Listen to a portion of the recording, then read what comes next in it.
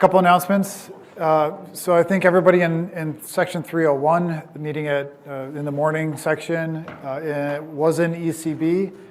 Obviously, that's not going to work for the time being. So anyone in 301, you're going to E-Hall for your discussions.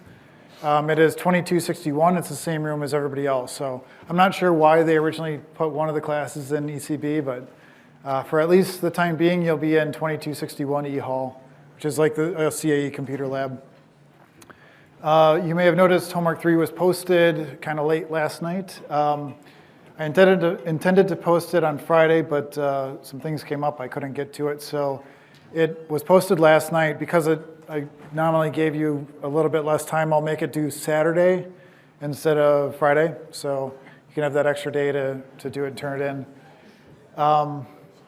So Saturday at 11:59, and then you'll have the late policy will extend into Sunday. Let's see, so that homework is on fins and fin arrays. So actually, you probably wouldn't have been able to do too much of it anyways this weekend, because we'll finish up talking about that today. But yeah, you should be able to do, let's say, most of it today, hopefully all of it after today, and discussion tomorrow. Let's see. Just a reminder that I do record the lectures and post them. So if you've been wanting to, go back and look at the lecture notes or revisit something as you're doing homework, and it might be helpful to you, the link for that's on the Canvas homepage. It's a YouTube channel, and you can just go. And I break it out by topic. So there's usually 3 or 4 segments, and you can kind of focus in on the one that's relevant for what you're interested in. Okay. The most important announcement is 2 weeks from today, exam 1 will be taking place. It's, as I said, in class, so that's October 9th in class. So what I'll ask you to do is be here 5 minutes early, or 10 minutes early, let's say.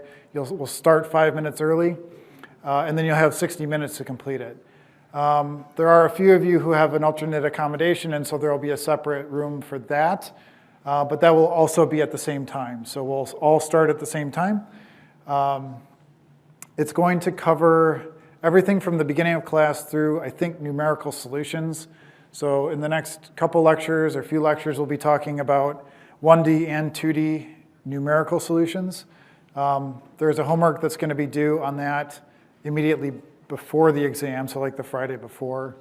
Then the week of the exam, there will be no homework. So make you work a little harder up front, and then I'll give you a break.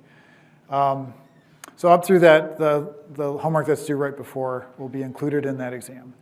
As a reminder, you get 2 pages, front and back, so 4 sides of letter-sized notes. You can put anything on it you want. You can make it tiny and print it out, and that's fine. I don't really care. I will probably give you some tables and stuff, like if there's a fin efficiency table or some other thing that it's from the textbook that you might need. I'll give you that, and I'll tell you beforehand what that's going to be. Okay, any questions on any of these or exam stuff? No? Okay. We'll have a few more reminders and can talk more about it as we get closer. All right, last time we were talking about extended surfaces. So remember, this extended surface model is this idea that we still want to model one dimension of temperature change. But there are certain situations where there's actually heat flow in other dimensions, but it's just not important when it comes to capturing the temperature change. So we're trying to, in this example, extended surface, we're trying to say that I can basically model temperature as a function only of x, even though I'm losing heat in other directions. And if you do that, then you need to justify that with the BO number calculation, which is a ratio of resistances. The 0.1 is my recommendation, but you might want to have more accuracy or less accuracy depending on what you're doing. We got as far as finding a solution to the non-homogeneous ODE in general form. So we'd say, let's make the substitution. TH plus TP is equal to T. That allows us to break the problem into this part that equals 0, and then a part that has a particular solution. And then we add them back together, and that's our full solution. So we got that far. I think what we'll do now is let's go back and pick up where we left off.